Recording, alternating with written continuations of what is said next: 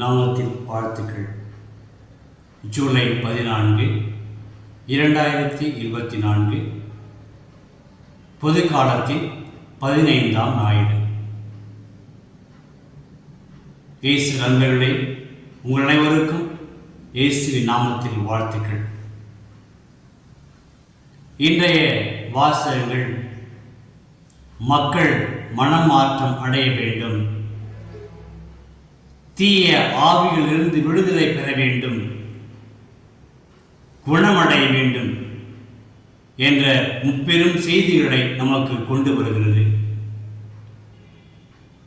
முதல் வாசகத்தில் ஆமோஸ் ஆகமத்தில் ஆண்டவர் ஆமோஸை தேர்ந்து கொள்கிறார். அவ்வாறு தேர்ந்து கொள்ளும் பொழுது ஆமோஸ் ஆண்டவரை பார்த்து, நான் சாதாரண ஆடு மாடு மேய்க்கின்ற ஒரு மனிதன் என்று சொல்லி பின் செல்கிறார்.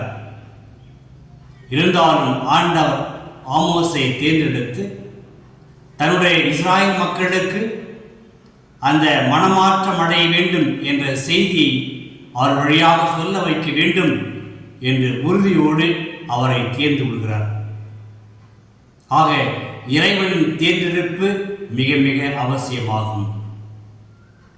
நற்செய்தி வாசகத்தில் இயேசு தன்னுடைய சீடர்களை இருவராக நற்செய்தி அறிவிக்க அனுப்புகிறார். அவ்வாறு அனுப்புகிற பொழுது வெறுமனே அனுப்பவில்லை. இயேசுவுக்கு தெரியும் உலக அந்த நாட்டத்தை பற்றி. எனவே தன்னுடைய அந்த தீய ஆவிகளை ஓட்டுகிற, தீய ஆவிகள் மேல் இருக்கிற அதிகாரம் செலுத்துகிற அந்த ஒரு அதிகாரத்தை கொடுத்து அவர்கள் அனுப்புகிறார். அனுப்பும் பொழுது இரு கண்டிஷன்களை சொல்கிறார், இரு நிபந்தனைகளை சொல்கிறார். ஒன்று, அவர்கள் எதையும் எடுத்து செல்ல வேண்டாம், மாறாக இரண்டாவதாக என்னை சார்ந்து என்னை நம்பி செல்லுங்கள். என்னை நம்பி சென்றால் நீங்கள் நற்செய்தியை பலமாக எடுத்துரைக்க முடியும் என்று சொல்லி அவரை அனுப்புகிறார்.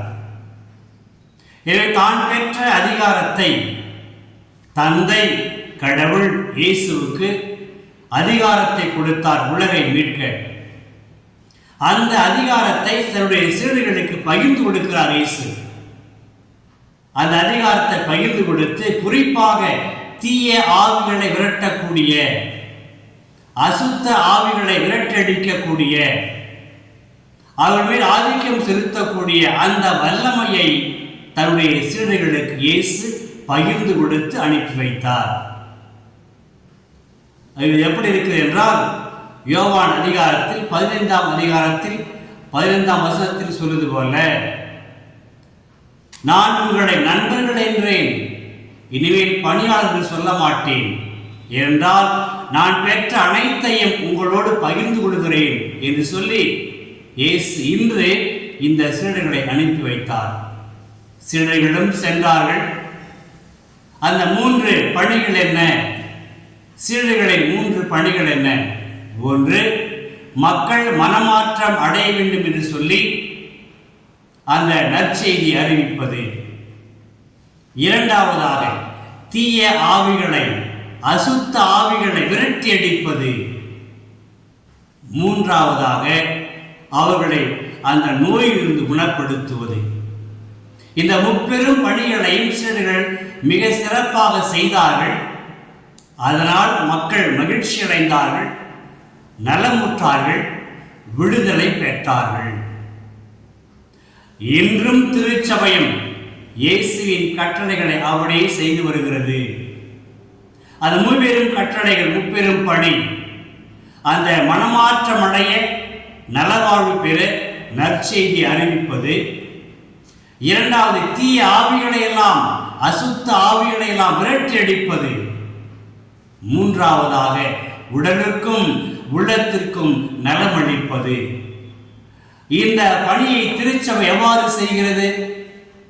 திருச்சபை தன்னுடைய குருத்துவத்தின் வழியாக, குருக்கள் வழியாக, திருவருட்சாதனைகள் வழியாக இந்த முப்பெரும் பணிகளை மிக சிறப்பாக மக்களின் விடுதலைக்காக நலவாழ்வுக்காக, சுகத்திற்காக, சுகம் பெறுவதற்காக செய்து வருகிறது. எவ்வளவு ஒரு மகத்தான ஆண்டவர் பணி இன்றும் திருச்சபை தொடர்ந்து செய்து கொண்டு வருகிறது. திருப்பணியாளர்கள் இந்த முப்பெரும் பணியை இன்றும் செய்து வருகிறார்கள்.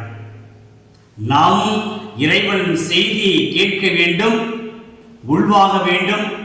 நமக்குள் இருக்கிற, நம்முடைய உடலில் இருக்கிற, உள்ளத்தில் இருக்கிற தீய ஆவிகளை எல்லாம் விரட்டி அடிக்க திருவருட்சாதனங்கள் நாம் பெற வேண்டும். குருவின் ஆசிரியை பெற வேண்டும்.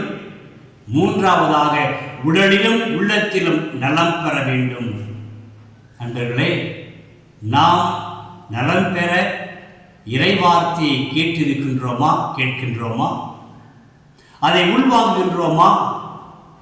திருவருட்சாதனம் கொண்டு வருகிற அந்த அருள் அடையாளங்களை பெற்று நமக்குள் இருக்கிற, உடலில் இருக்கிற, உள்ளத்தில் இருக்கிற தீய ஆவிகளும் தீய நாட்டங்களும் விரட்டப்படுகின்றனவா? நம்முடைய உடலும் உள்ளமும் நலம் பெறுகின்றதா என்று சிந்தித்து பார்ப்போம்.